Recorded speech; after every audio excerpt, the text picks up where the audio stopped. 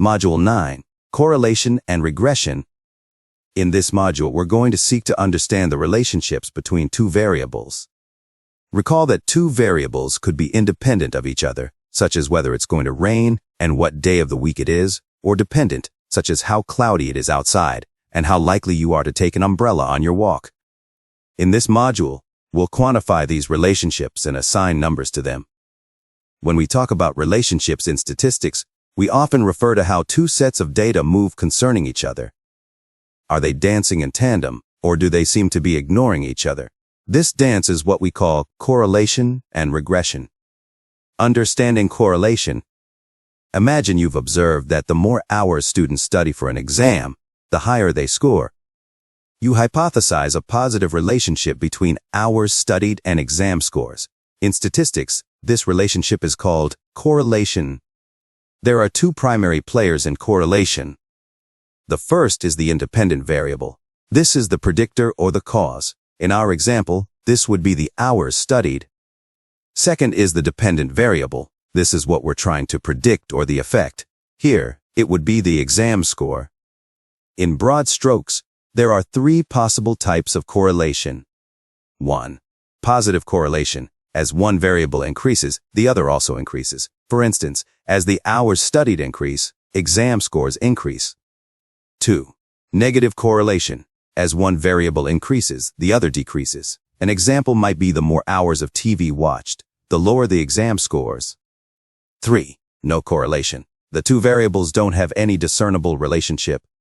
To quantify this relationship, we use the correlation coefficient, often denoted by the letter R. This coefficient ranges from -1 to +1, with -1 indicating a perfect negative relationship, +1 indicating a perfect positive relationship, and 0 indicating no relationship.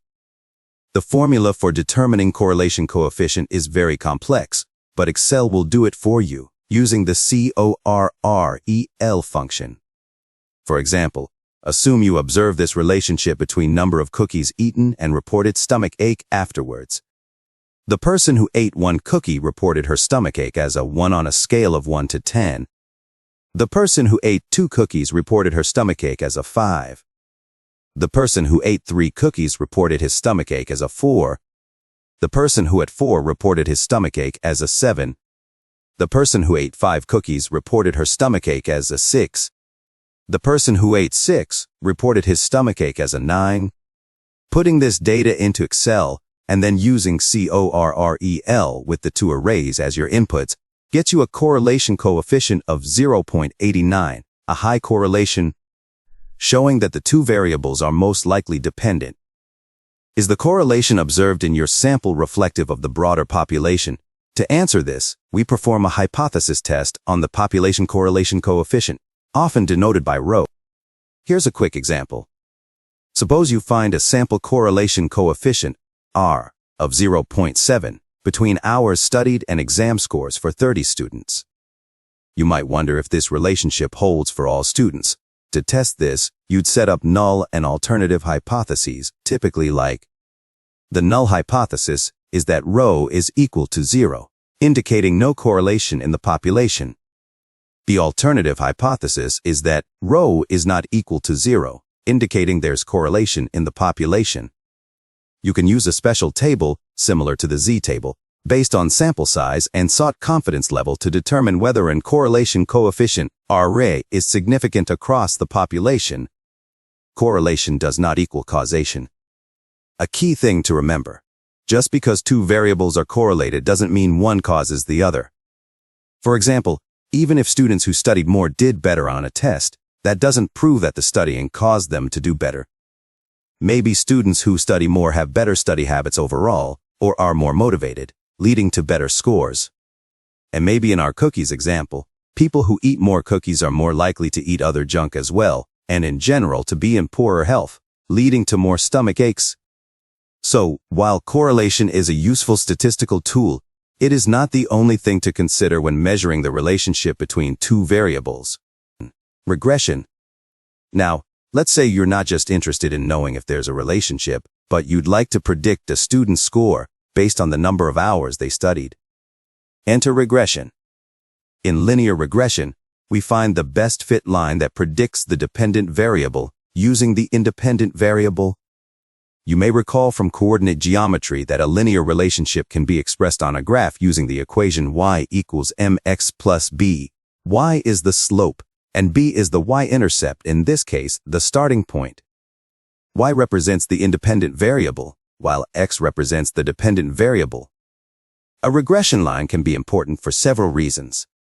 First, once we have a regression model, we can use it to predict the value of the dependent variable based on new values of the independent variable. We can do this seeing where in the line corresponds to the new independent variable, or we can plug the values into the regression equation. We can also quantify the relationship between the two variables. The line quantifies how the dependent variable changes, on average, for each 1 unit change in the independent variable. This is crucial for understanding the nature of the relationship between the two variables.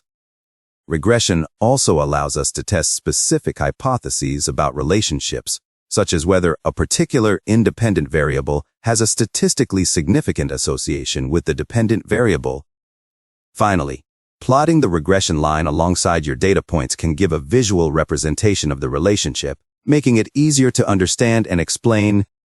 Let's look at our cookies example. While calculating a regression line is also very complicated algebraically, Excel quickly calculated the equation of our regression line as y equals 1.31 x 0.73. This line visually shows a pretty clear direct relationship between the two quantities, but it also allows us to predict another independent value. For example, what if someone ate 2.5 cookies? What would we predict as her stomach ache level? Well, we can see that 2.5 on the x-axis cookies corresponds about to 4 on the y-axis stomach ache.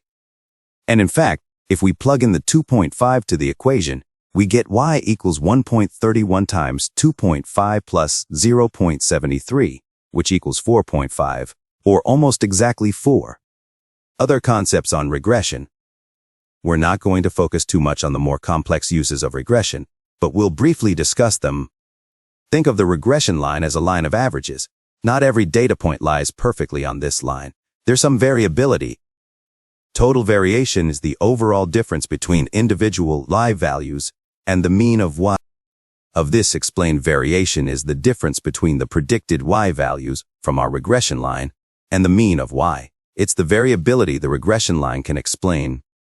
Unexplained variation are the differences between actual y values and their corresponding predicted y values. It's the variability that the regression line doesn't capture.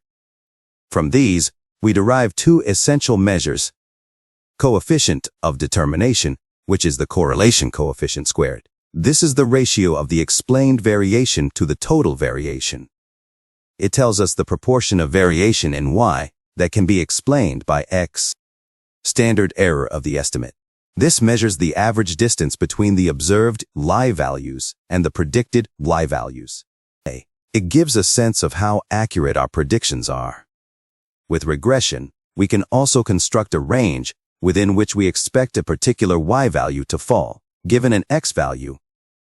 This range is called a prediction interval. Beyond simple relationships, multiple regression. Sometimes the relationship between variables isn't so straightforward. Maybe exam scores are influenced by hours studied, hours slept, and breakfast consumed. Multiple regression allows us to consider multiple factors simultaneously. Remember, statistics is not about getting lost in numbers, but about understanding the story they tell. Whether you're examining relationships with correlation or making predictions with regression, you're adding chapters to that story. So, the next time you see two sets of data, ponder the dance they might be performing and let correlation and regression illuminate their tale.